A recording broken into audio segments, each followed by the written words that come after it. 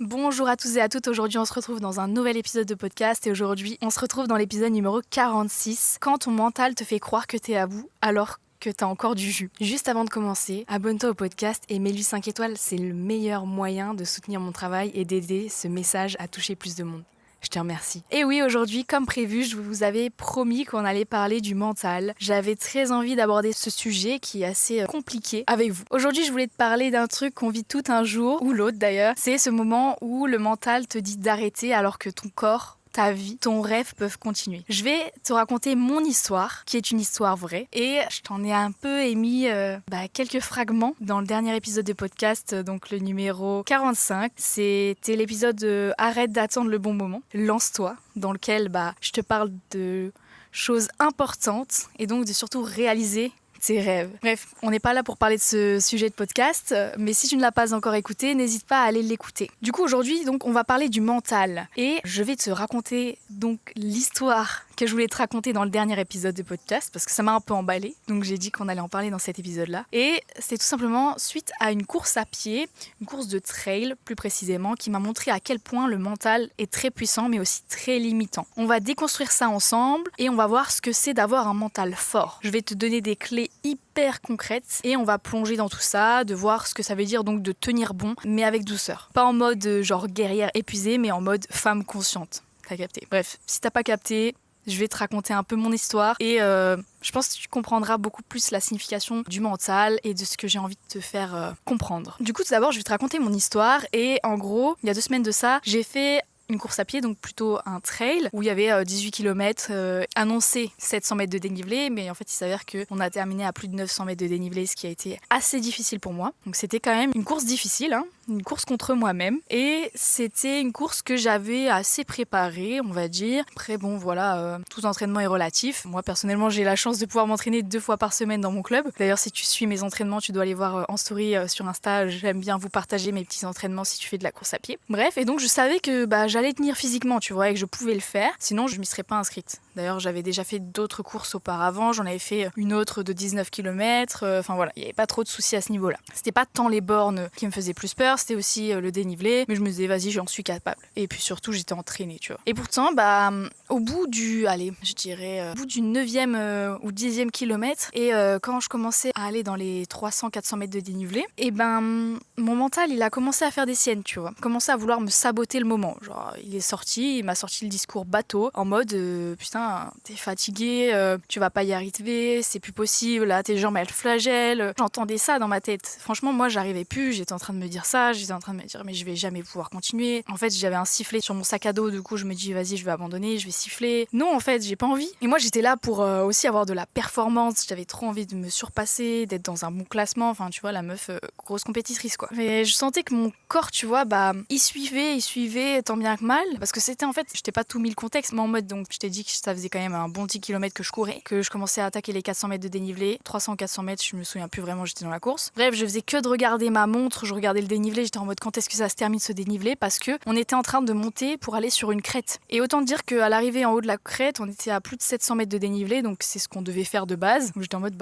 bizarre, genre on a même pas fini la course, on est déjà arrivé à 700 mètres de dénivelé. Et du coup, dans la montée, moi j'en pouvais plus, vraiment ça faisait que de monter, tu vois les escaliers, genre les escaliers de la salle où ça fait que de monter machin et tout. C'était ça pendant c'était interminable, j'ai cru que j'allais crever. En plus avant on faisait courir un bon 10 km, j'en avais déjà plein les pattes, j'avais déjà fait des montées et tout. Bref, j'étais au bout de ma life, tu vois, j'en pouvais plus. Et c'est là aussi que j'ai compris que mon mental il faisait des siennes, parce qu'il était vraiment en train de me dire mais vas-y abandonne et tout. Donc du coup moi j'avais pas envie d'abandonner, je faisais des pauses, je m'arrêtais, je prenais une pomme-pote, j'essayais de manger, me redonner de la force, de l'énergie. Je sentais que j'avais des pensées ultra mauvaises on va dire, qui m'aidaient pas du tout à continuer et tout. Et j'étais clairement en train de lutter déjà contre mon corps pour essayer de continuer, mais aussi contre mes pensées négatives, parce que là clairement c'était un cercle négatif et je me suis dit mais c'est pas possible. Vraiment j'avais jamais eu toutes ces pensées qui voulaient me faire arrêter, enfin j'étais vraiment en train de me pousser à bout quoi. Et du coup là j'ai vraiment commencé à me demander mais combien de fois dans ma vie j'ai arrêté trop tôt. Pas parce que j'étais incapable, mais parce que mon mental m'a convaincu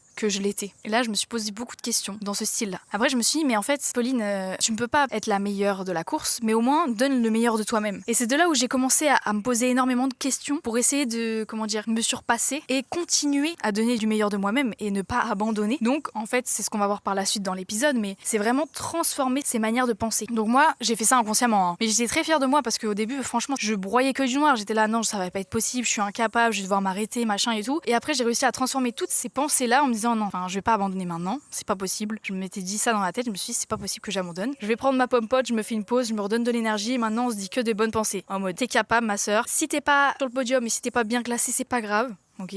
Tu vas pas être la meilleure, mais au moins tu vas donner le meilleur de toi-même. Et j'étais à me répéter cette phrase, mais je pense pendant une demi-heure pour essayer de me convaincre et essayer de reformater mon cerveau, à me dire que j'en étais capable, tu vois. Et en fait, j'étais là à me dire, ouais, franchement, arrête de te répéter ça. J'ai fait un reset, j'ai dit, vas-y, t'es pas la meilleure, c'est pas grave. Tu donnes le meilleur de toi-même et tu seras fière de toi à la fin. Et c'est ce que j'ai fait. Et finalement, j'ai réussi à terminer cette course. Je me suis grave motivée et tout, mais franchement, c'était très très dur. Et donc, voilà pourquoi j'ai envie de te parler de ce sujet aujourd'hui, parce que j'étais en guerre contre moi-même, finalement. Et c'était super dur de sortir de là-dedans. J'ai pas couru contre les autres, j'ai vraiment couru contre moi-même et à l'arrivée j'ai gagné. Et ça a été ma plus grande victoire finalement, contrairement à juste avoir réussi de terminer cette course, c'est que j'ai réussi à vaincre mon mental. Et ça a été, c'était très fort pour moi. Voilà, donc je me posais tout un tas de questions et tout, et je me donnais des affirmations positives. Maintenant, bon, on va voir la suite de ce que j'ai fait tout à l'heure, je vais pas tout te spoiler tout de suite, mais on va essayer de voir et de comprendre le rôle du mental et ces sortes de bugs comme ça, où il veut absolument que des fois t'arrêtes en fait de te pousser en dehors de ta zone de confort. En fait, ton mental ou ton ego, parce que pour moi c'est exactement la même chose, mais ce sont des outils. C'est un super outil parce qu'il est programmé pour la survie et pas pour l'expansion malheureusement. Parce qu'il veut te garder en sécurité, dans ta zone de confort, dans le connu, dans le confortable. En effet, moi j'ai jamais fait 900 mètres de dénivelé, je me suis pas amusée à faire des côtes comme ça, à me pousser dans le rouge, sous la chaleur tropicale. Enfin tu vois, je me suis jamais mis ce challenge là et du coup forcément ton mental il bug, genre quand tu te mets face à l'inconnu, à des trucs hors du commun et surtout hyper dur physiquement, et du coup il détecte l'inconfort, le doute, la nouveauté, et là il commence à clairement paniquer. Genre moi c'était red flag, et en fait c'est pas un problème de ta volonté, c'est pas toi qui ne veux pas, ce n'est pas un problème que tu es faible, c'est que ton cerveau croit te protéger. En gros mon cerveau il me disait ouais là il va falloir que t'arrêtes et tout, parce que pour lui il pensait que j'allais être mal, il pensait que j'allais je sais pas, ça allait mal se passer par la suite, que j'allais potentiellement mourir si on parle de termes assez conséquents au vu de la chaleur, au vu de mes jambes qui commençaient à flageller parce que j'avais mal aux jambes en montant, parce que j'étais essoufflée, j'étais à plus de 190 de battements par minute, c'était intense quoi comme montée et ça n'en finissait pas. Et il se disait là il faut mieux abandonner, il faut mieux abandonner. Mais il se trompe complètement de combat, ton cerveau. Ton cerveau en fait il te protège de la douleur d'essayer et pas celle de regretter. Et ça, c'est bien triste. Et retiens bien cette phrase, c'est qu'en gros, quand ton cerveau va te mettre des bâtons dans les roues, comme ça, face à l'inconnu, à l'incertitude, il va essayer de te protéger avant même que tu n'aies essayé, en fait. Et ça, franchement, il faut que tu le conscientises. Et c'est là où toi, tu vas devoir faire un choix. Parce que tu peux croire tout ce que ton mental va te dire, ou tout simplement de choisir de le rééduquer. Et là, c'est clairement ce que j'ai dû faire de contrainte, parce que j'ai pas choisi de faire ça. En fait, tu peux croire tout ce que ton mental te dit, ou tout simplement le choisir de le rééduquer. Et là, franchement, dans cette situation-là, j'ai été contrainte de le rééduquer en urgence parce que clairement il voulait que j'arrête, et sinon si je l'avais suivi j'aurais clairement arrêté ma course et déjà j'aurais été triste de pas l'avoir terminée et de ne pas avoir rééduqué mon mental parce que clairement j'en ai été capable et je le savais au plus profond de moi, tu vois. À un moment donné où même moi je me posais des questions de base, j'étais en mode mais ma soeur, genre tu t'es pas levée à 4h30 pour rien, donc tu vas clairement terminer cette course, tu t'es pas inscrite et t'as pas payé ce dossard pour rien, donc tu vas clairement la terminer même si tu rampes, j'en ai rien à foutre. Genre vraiment au début j'étais en train de me dire mais qu'est-ce qu'il me raconte, genre pourquoi il veut que j'arrête maintenant, le mental, inconcevable, pas possible. Et après je me suis dit ok on tolère une marge en mode c'est pas grave, les gens ils vont me doubler parce qu'en fait je m'arrêtais sur le côté tous les 400 mètres. J'arrivais pas à monter, j'étais obligée de faire des pauses dans cette montée qui était horrible. Et au final j'ai fait des pauses et il y a des gens qui me dépassaient. Et je me suis dit c'est pas grave, ils me dépassent, c'est pas grave, c'est comme ça. Maintenant je vais la finir et je vais reprendre. Donc je vais recommencer. Je prends ma pomme pote, je prends mon énergie, paf, on remonte, on continue, on n'abandonne pas. Franchement ma devise après c'était une devise que je me dis très régulièrement d'ailleurs, face à des situations inconfortables, face à des défis que je dois relever et qui sont difficiles à vivre. Mais clairement, je me dis, ce qui ne te tue pas te rend plus fort. Et c'est ce que je me disais. Il y avait plein de phrases comme ça qui passaient en boucle dans mon cerveau et en fait je tournais que là-dessus et j'étais en mode ce qui ne te tue pas te rend plus fort. Après je disais quoi? Après je disais tu seras pas la meilleure mais tu donneras le meilleur de toi-même et tu en seras fière. Voilà, après je me disais tu n'abandonnes pas. Que des choses positives comme ça en mode strong woman. Genre vraiment j'étais là yeah, girl power et tout. J'étais vraiment on donne le meilleur de soi et tu seras trop contente. Et c'est ce qui a été en fait. J'étais trop contente à l'arrivée d'avoir terminé cette fucking course. Oui, j'en ai chié. Oui, j'en ai chié là. C'était horrible. Mais ça m'a permis de me dépasser, de retravailler sur mon mental et tout. Il y a rien de mieux. Et j'en suis hyper contente. Et en plus, ça m'a inspirée pour cet épisode de podcast. Ensuite, on va voir les 5 comportements typiques du mental qui sabotent avec pas mal d'exemples. Donc le premier, ça va être l'auto-sabotage qui est camouflé en logique. En gros, c'est quand ton mental veut dire bah c'est pas raisonnable ce que tu veux faire. En mode moi, je suis en train de faire cette montée là de la crête, je vais me taper 500 mètres de dénivelé dans la gueule et mon mental me dit c'est pas possible. C'est pas raisonnable ce que tu es en train de faire là. Ton corps, il va pas survivre en fait. Il va plus en pouvoir et il va lâcher. Et en fait, ton corps, ton mental plus précisément, il te fait croire que t'es sage alors que t'es juste en train de te brider. T'es en train de te mettre des barrières, de t'empêcher en fait de vivre cette expérience à 300%. On pourrait trouver un autre exemple, comme tout simplement partir en voyage seul. Forcément, il va trouver 100 001 questions pour t'auto-saboter. Ou d'ailleurs là, mon frère, il va bientôt partir faire un projet perso, il va faire le tour de France à pied. Bah évidemment, ton mental il commence à stresser, il commence à avoir peur parce que c'est inconnu, personne fait ça, c'est en dehors des normes sociétales et en plus, il faut quand même avoir un sacré courage pour se dire vas-y je vais faire le tour de France à pied. Moi perso j'ai pas envie de le faire, mais lui c'est son kiff et là forcément son mental il me disait il commence à revenir à la charge, il lui invente toutes les merdes, les petits machins sur lesquels il pourrait potentiellement douter pour en fait remettre son rêve à plus tard, mais lui il est convaincu d'une chose au plus profond de lui, c'est qu'il faut qu'il le fasse, tu vois. Aussi entre temps, ce qui est important aussi, c'est d'avoir des convictions en fait inébranlables et d'être sûr de toi et de savoir qu'au plus profond de toi,